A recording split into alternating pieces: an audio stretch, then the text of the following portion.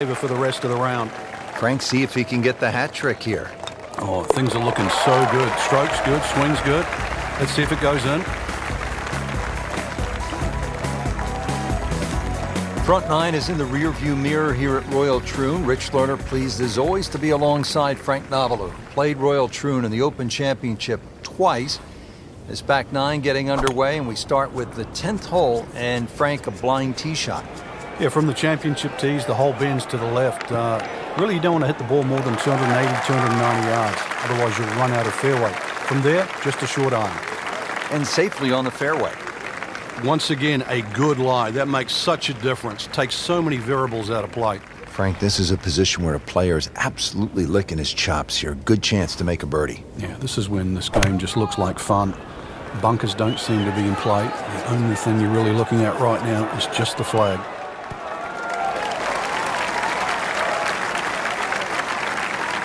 Certainly had enough power, just didn't have any touch. Third shot, looking for a good one.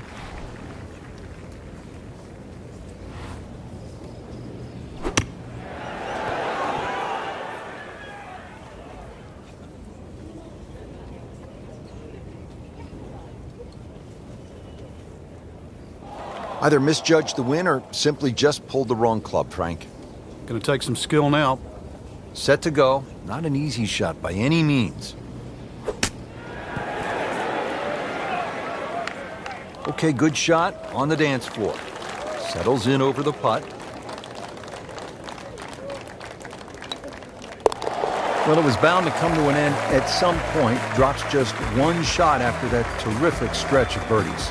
Frank, if you needed a reminder as to just how difficult this 11th hole is, none other than Jack Nicklaus had his problems here. Yeah, he turned pro in 1962. He just won the US Open at Oakmont, and then he came to Troon, and on the 11th hole, he made a 10. That's right, double digits.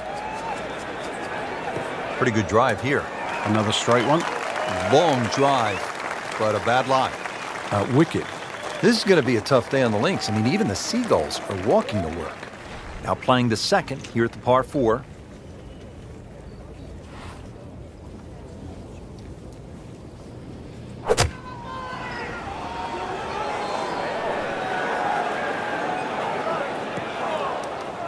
Into the thick stuff. That's a difficult lie. Frank, you always talk about it. Don't compound the mistakes. Well, here we are. Another shot from the rough. And this one no easier than the one he's just hit.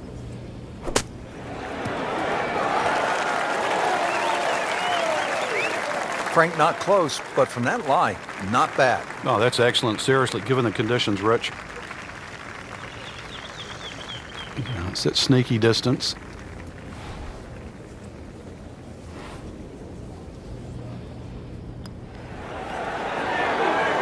Wow, what a putt. That is huge.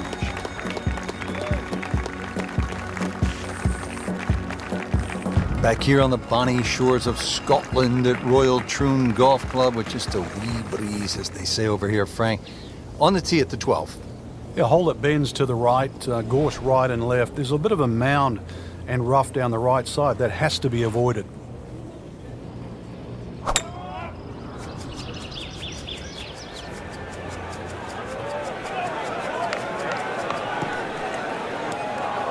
That's a bit offline in the rough.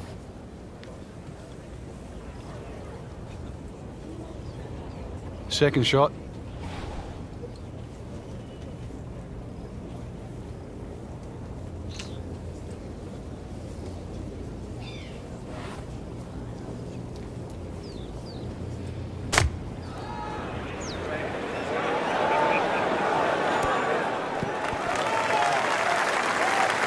And as he strides up here to the 12th green, having hit it in regulation, he knows now that his work is by no means done.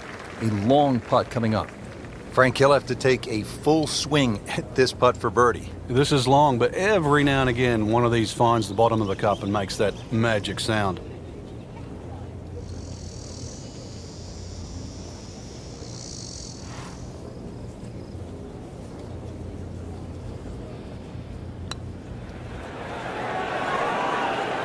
Pretty good stroke right there, just hit it through the break. Well, it's that sort of distance. If it goes in, it's a bonus. Not a gimme, but well within his range.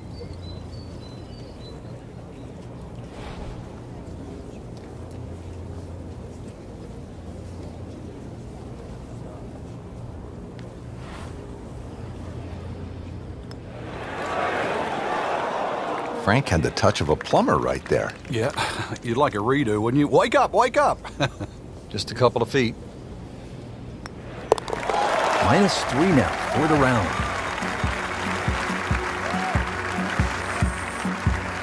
Frank, break down the par 4 13th for us. Another par 4 that bends to the right. Lots of undulation on this fairway.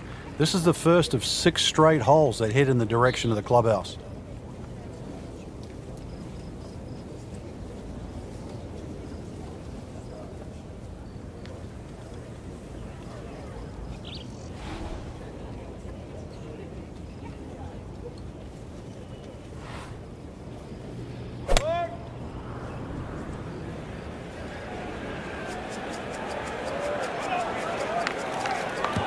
That's a good spot right there.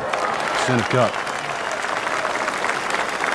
I mean, he just blasted it down the fairway, well over 325 yards. Rich, it's a different challenge today.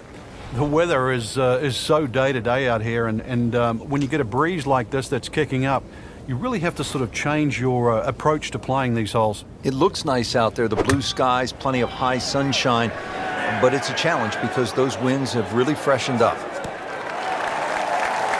Chance for birdie after that beautiful shot. Birdie chance here. Very long putt, though. Got to be a little careful if it gets away on him.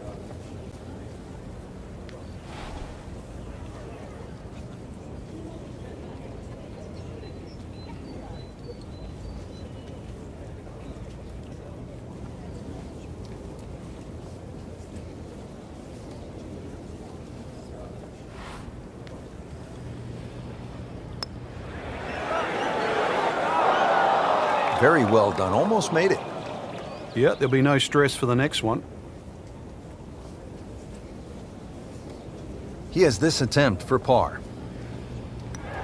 And he makes it for par.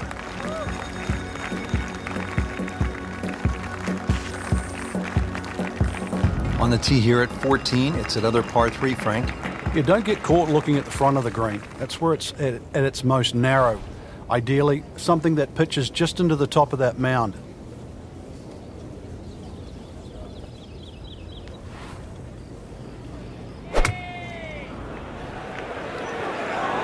Should be safely on deck.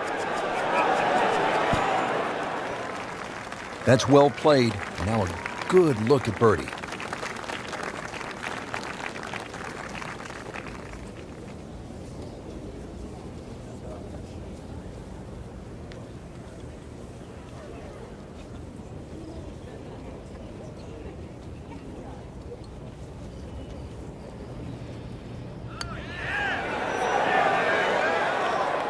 Man, I just pushed it.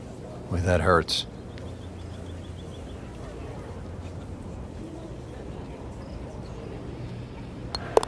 Did the job right there. Frank, now at the 15th, and how hard is this par 4?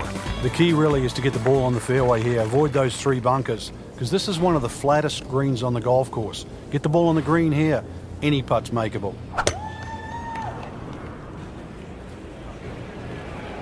Like the looks of this one. Oh, yeah.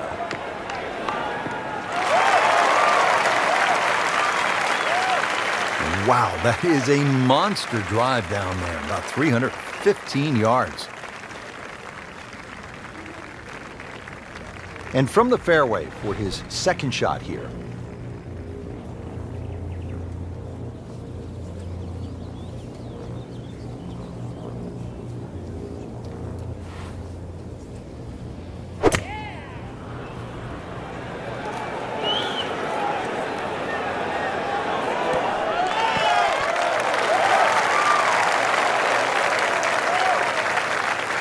So that one settles about 18 feet away from the cup. Pretty good shot. It's no snack, though.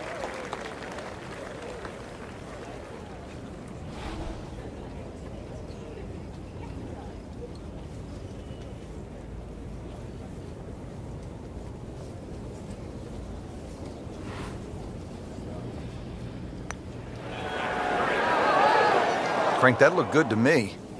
Ooh, inexcusable.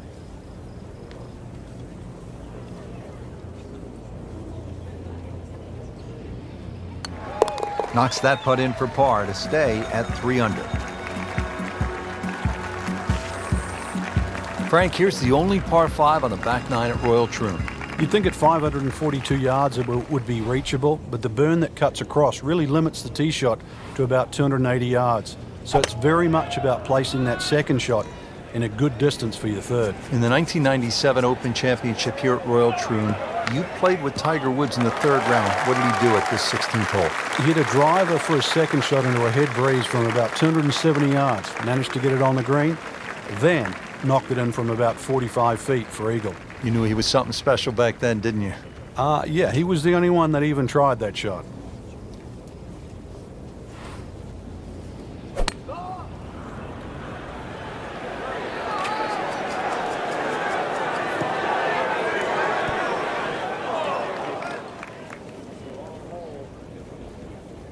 And it is not looking like a good lie.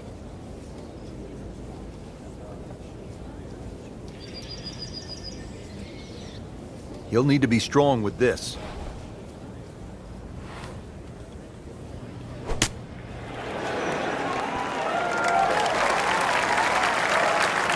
Putting all of his talents on display here from the rough, and he knocks it really close. Beautiful shot. Shouldn't be a problem here.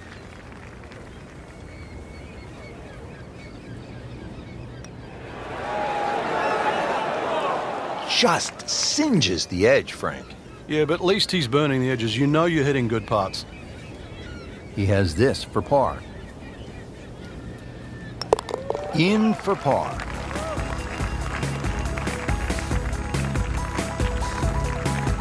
Final par 3 here at Royal Troon. It's the 17th. And what kind of a hole is it, Frank? Well, this takes your best long iron shot. Normally plays back into the prevailing breeze. You miss this green on the left, it will run all the way down the hill. The bunkers might look short, but if your tee shot isn't hit properly, it'll puff up into that breeze and certainly find a pot bunker. Well, this is straight at it. That's a really good line. On the green, and looking at a birdie opportunity.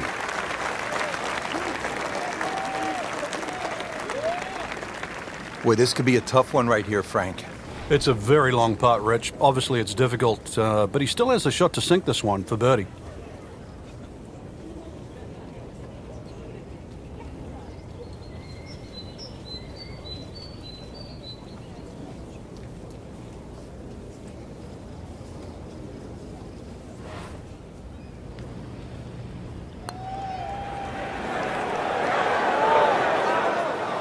How did that stay out, Frank? Did everything but go in.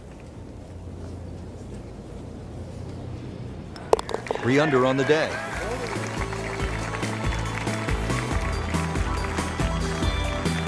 Frank, at the 1989 Open Championship, Greg Norman was in great position in that playoff with Mark Calcavecchi and I believe it was Wayne Grady. What happened to Norman? Well, he started off tremendous in the playoff. The playoff was 1, 2, 17, and 18. He birdied the first and the second hole. Missed the 17th green just on the left. Took 3 from the edge, which allowed Calcavecchi and Wayne Grady back in.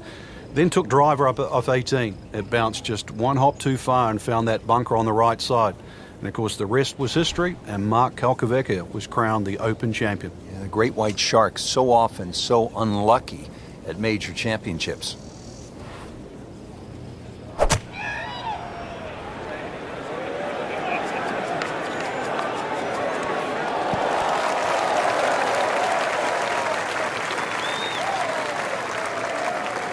Frank, it's not about getting the ball close to the hole. From that spot, Well, he had no chance to get it close. I thought he had very, very, very little chance of getting it on the green. So given that, that was a very good shot.